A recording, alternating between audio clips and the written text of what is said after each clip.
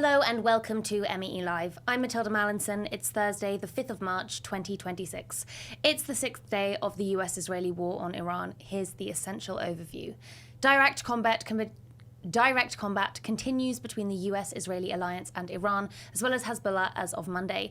The US has been in talks with Kurdish militant groups provoking Iranian operations in northern Iraq. The Kurdistan regional government says it is not involved. Turkey says it is closely monitoring the activities of the Kurdish militant group PJAK, warning that its operation risks undermining Iran's security and the wider regional stability. The UK has deployed defensive military support to Gulf allies and granted the US access to its military bases for defensive action. This comes after initially refusing. France has also authorized US access. Italy is sending air defense aid to the region today. Bahrain, Kuwait, Iraq, Syria, Lebanon, Jordan, Cyprus, Saudi Arabia, Qatar, the UAE, Oman and Azerbaijan have been hit by Iranian missiles. Turkey says it shot down an Iranian ballistic missile headed into its territory. Lebanon and Iran are under heavy bombardment. Israel has ordered all Lebanese in Beirut's southern suburb to evacuate. Israeli warplanes are flying over Tehran. Russia says Iran has not asked Moscow for military assistance since the war began. China says it is dispatching an envoy for mediation purposes. So what is the fallout so far? Well, scores of people have been killed across the Middle East. These are minimum counts. 1,230 in Iran, including 175 schoolgirls and staff, in a missile strike on a school in Miran. Iran says Israeli and US attacks have struck multiple civilian and medical facilities. In Lebanon, Israeli airstrikes have killed at least 50 and wounded 335. 10 Israelis have been killed and 2 soldiers moderately injured in southern Lebanon. 8 people across the Gulf are confirmed dead, 4 in Syria and 13 in Iraq. And 6 US servicemen have been killed in Iranian attacks. At least 18 are seriously wounded. Also, from Tehran alone, at least 100,000 people have already been displaced, according to the UN. Now, today, we look at the UK's involvement and the pressure on the British government.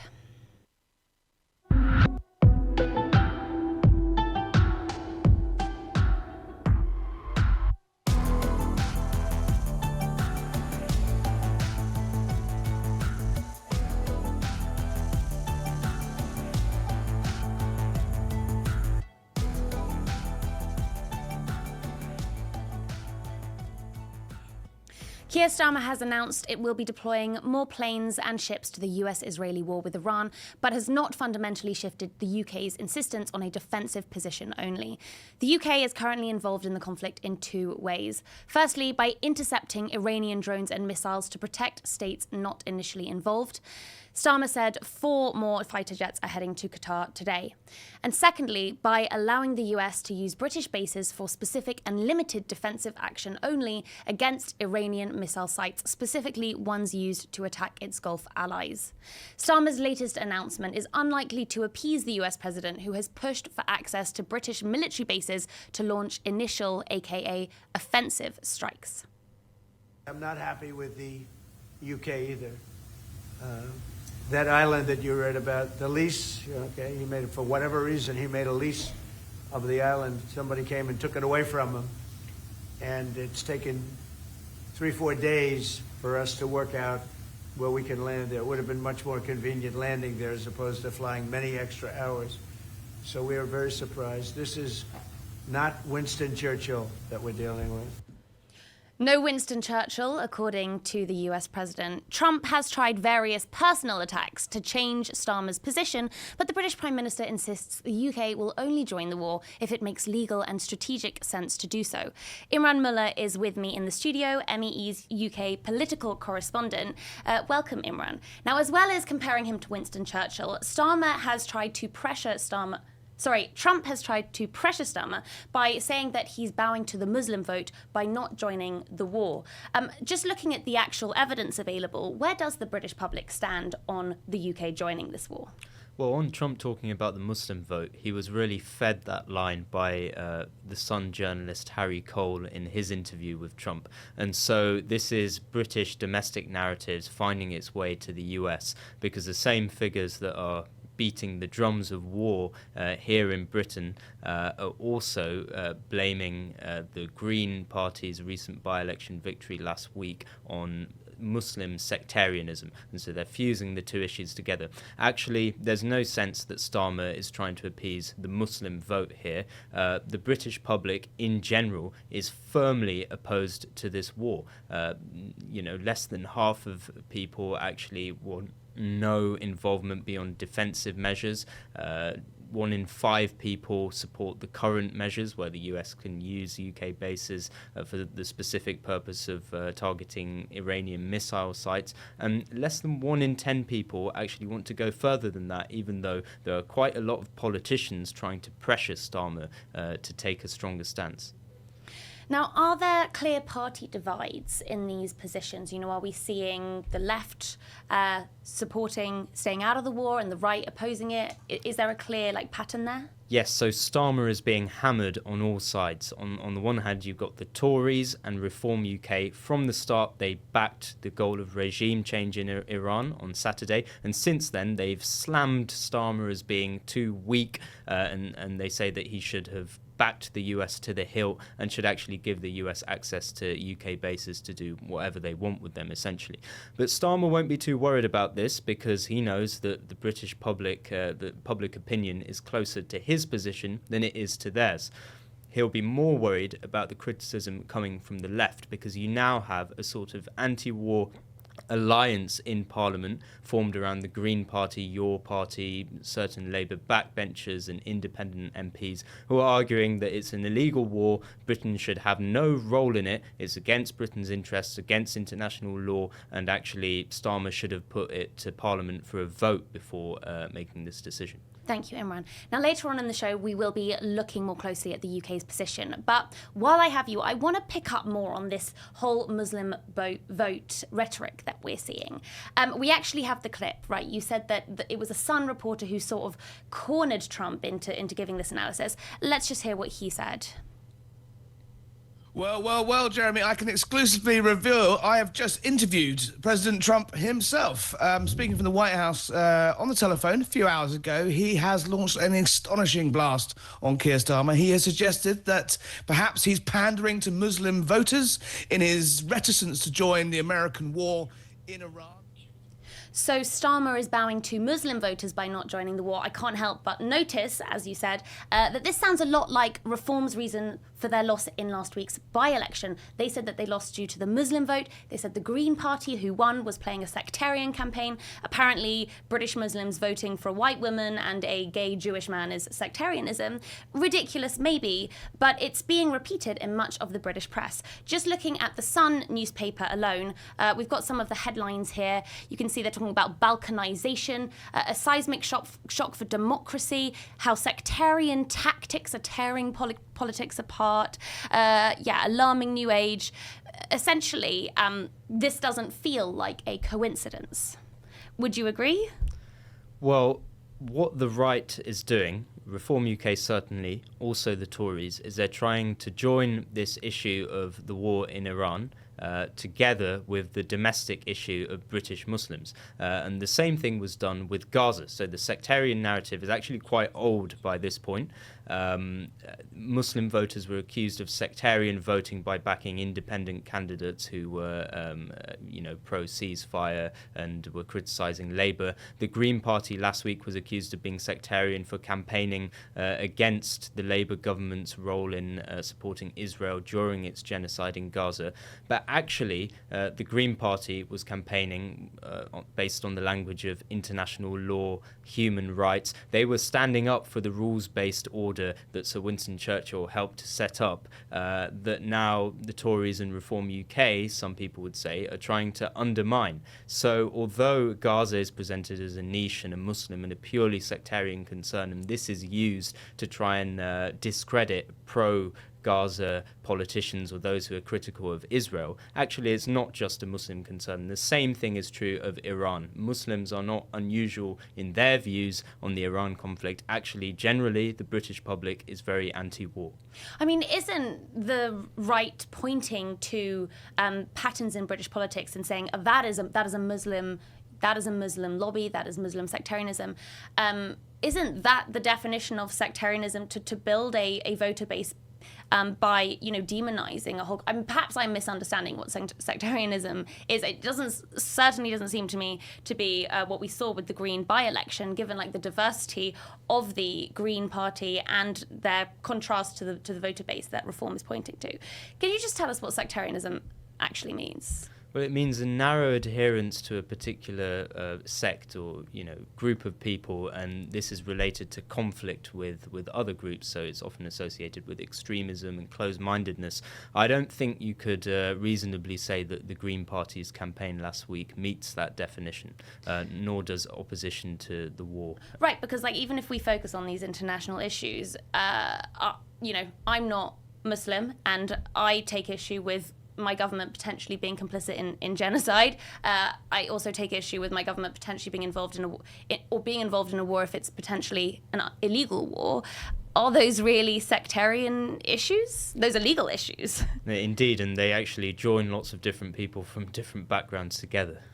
How relevant is the context here that this is all happening as we see a rise of far-right politics? The Reform Party is largely built on this fear of an Islamic takeover of Britain. Am I overstating that? How relevant is that narrative to the Reform rise? Well, I think increasingly Reform has been playing this card of raising fears about sectarianism, and they've often explicitly said Muslim voters, so they've started saying that increasingly in recent weeks. So this is very important to Reform. I think their position on the war might actually hurt them, though, because it is very unpopular, and that's why they're trying to link it to these domestic issues, because that's where they're on solid ground with their own base. Imran Mullah, thank you so much for joining us here on MEE Live. Now, we will look more closely at the UK's position on the war itself. The government says that British action remains limited to collective self-defence and is responding to Gulf allies' requests for support after being targeted by Iran despite not being involved in the initial attacks themselves. The UK is not yet participating in the broader conflict between the US, Israel and Iran. This position, as Imran told us, has been attacked from both sides. Anti-war politicians have called on Starmer to condemn the US-Israeli strikes as illegal. So far, the UK's legal statement has condemned Iran for disproportionate retaliation, but refrained from commenting on what actually provoked it. On the US and Israel, Starmer has been less direct. What I was not prepared to do on Saturday was for the UK to join a war unless I was satisfied there was a lawful basis and a viable, thought-through plan. That remains my position. But you don't have to read that far between the lines to see what he really thinks. No plan and no lawful basis. Either this doesn't matter to the Conservative opposition, or they disagree. He's got a sea of orcs and goons who have no idea how anything is working at all. Our bases in Cyprus and Bahrain have now been attacked. The US has taken offensive action to destroy missile launch sites to defend British territory. Why will the Prime Minister not allow the RAF to do the same? Why is he asking our allies to do what we should be doing ourselves? I would say to Labour MPs, we are in this war whether they like it or not. What is the Prime Minister waiting for? There is no urgency from the Prime Minister. Why is he leaving the job of funding our armed forces to the next government? They're not just pathetic, they are also weak. Is it not the truth that he is prioritizing his job security over our national security? Mr. Speaker, I spent the week protecting British lives and our national interest. And Mr. Speaker, moments like this define a leader of the opposition. They can either step up, act in the national interest and show that they're fit to be Prime Minister, or they can expose their utter irrelevance. She has chosen the second. Sorry, the UK Parliament is such theatre. Am I allowed to say that? Look, I do think this is a very interesting response from Keir Starmer, because he appears not to be taking her stance seriously as a policy position. So is Badenoch legitimately challenging his caution in this war, or is she blindly proposing illegal warfare? Would attack really be the Conservatives' policy if they were in government, or is this opposition for the sake of opposition? Joining us now is Sir Richard Dalton, former British diplomat and Associate Fellow at Chatham House. Richard, it's a real pleasure to have you on. Welcome to MEE Live. I'm not sure if you watched PMQs yesterday, and I am curious what you thought of Kemi Badenoch's stance. So Starmer, in my mind, seems to be saying her opposition is not serious. She's not demonstrating her fibre if she were to be Prime Minister during the war. This is politicking, not policy making. I wonder, do you agree? It's a thoughtless, knee-jerk reaction based on the desire to strike a different pose from that of the government for domestic political reasons, and to serve the idea within the Conservative front bench and with the Reform Party that unflinching loyalty to America is in the best interests of the United Kingdom. In so doing, she is reflecting her gross inexperience in foreign affairs, her misjudgment of the temper of the people of the UK towards this illegal and unnecessary war of choice. She's also betraying the memory that we all have of the sacrifices of previous generations in the 20th century to establish a system under which the law of the jungle would be set aside in favor of principles of conduct that would protect weaker states from particularly aggression, but certainly the use of force and the threat of force by powerful states. So in my view, she is acting irresponsibly, and Mr. Starmer's position is correct, given the conflicting pressures that he is under at present. It seems that world order that we worked hard, as you described, to put behind us, that sort of Hobbesian world order, is returning in some respects. There's intense pressure, right, coming from the US. Trump is pulling out all the stops to pressure his NATO allies into joining the war. And I want to play a clip here, which is Donald Trump reacting to Spain's refusal to let the US use its air bases. And now Spain actually said that we can't use their bases, and that's all right. We could use their base if we want. We could just fly in and use it. Nobody's going to tell us not to use it. So we're going to cut off all trade with Spain. We don't want anything to do with Spain. Cut off all trade and, maybe more alarmingly, seize the bases without consent. Have you seen these? Is this empty threats? According to international law, how could countries react if the US attempts to seize their military bases? Well, they would have a right to shoot down American aircraft that were invading their airspace without consent. I don't think they would do that. It would be unwise, and I think that's what President Trump was referring to in those remarks we've heard just now.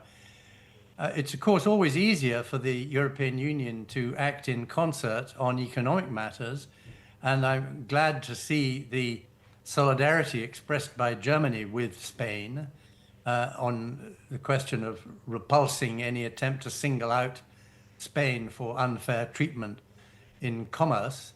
And I was also glad to see the endorsement of Spain's loyalty to NATO and its commitment to allowing its facilities to be used by NATO in the remarks of the Secretary General Rutte.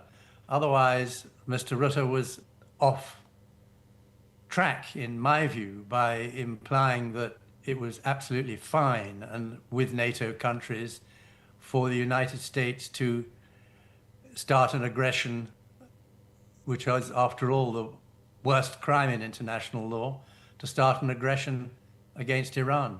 So Rutte wasn't speaking for all NATO member states in that statement.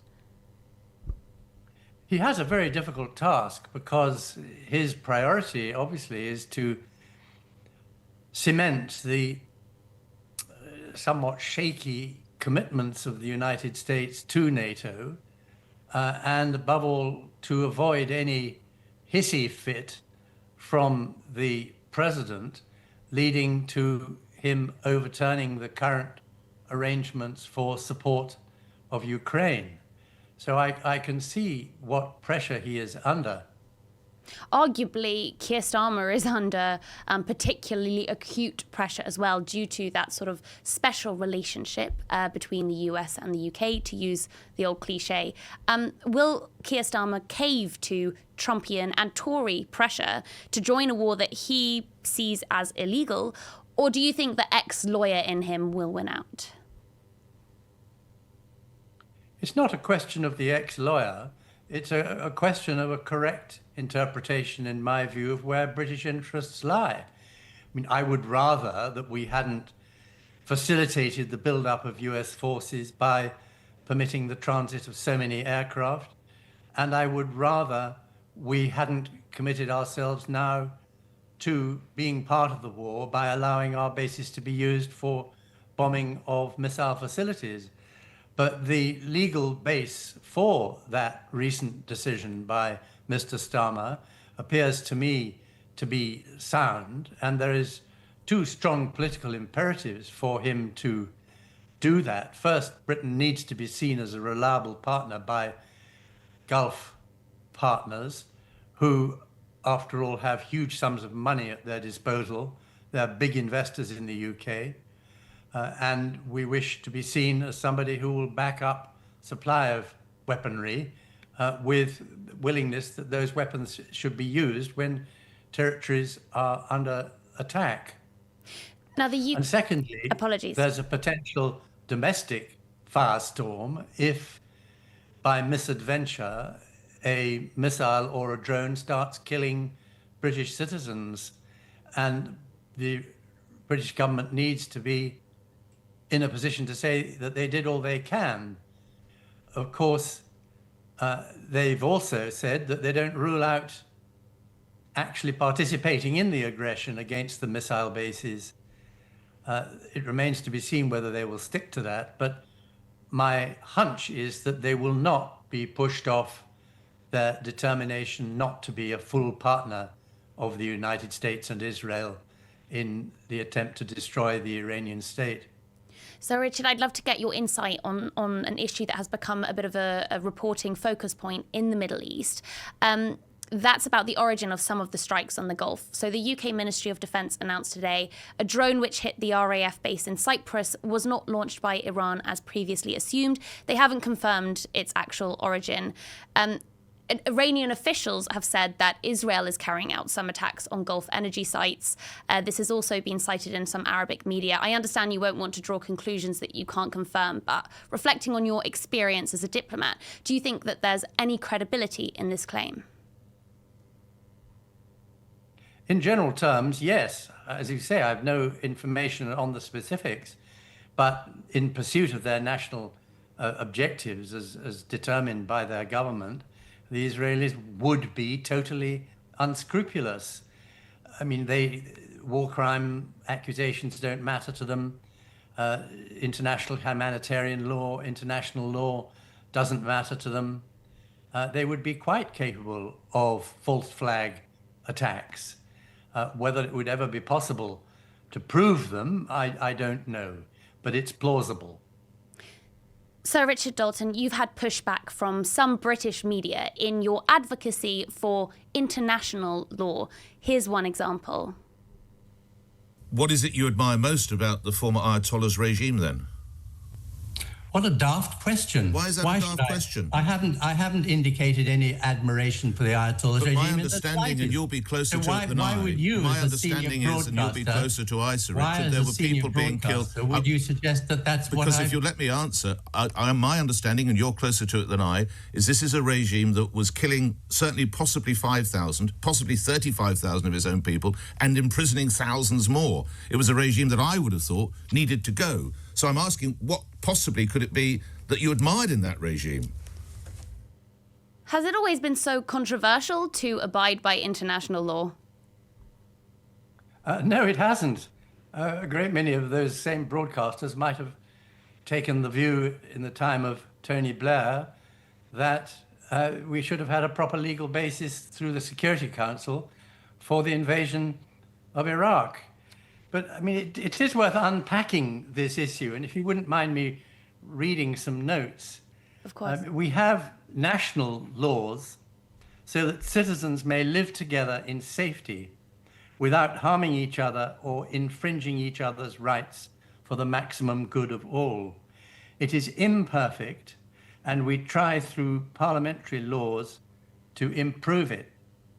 In our shrinking, globalized world, international laws, laid down after the horror of World War and guarded by the UN, are fundamental to international harmony and security. A world based on a free-for-all where might is right could lead to chaos. That was written by my wife when I asked her to summarize for me why it's so short-sighted of the Conservatives and Reform to dismiss international law as somehow a stupid luxury which nobody knows what it is. We don't stop trying to regulate traffic just because 3,000 odd people are killed on our streets by cars and lorries every year. Similarly, we don't stop upholding the values and principles laid down by our predecessors just because currently, and at moments in the past, strong states have sought to set aside those rules. Now, if we strip out international law, we clearly still have a strong case to back Ukraine because it's a matter of European security. But on the level of values and principles, we've got nothing left to oppose Putin. And the world notices that kind of hypocrisy. And above all, the global South recognizes the revival of imperialism at the hands of America and Israel when they see it.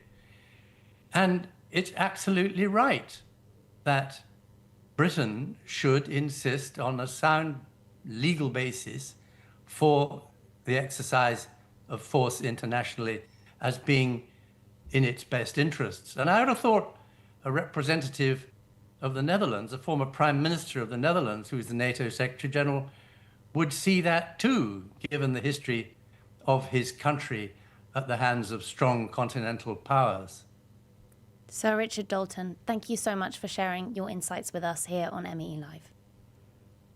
Now for today, that is all that we have time for. But before we lose you, we would love to hear from you.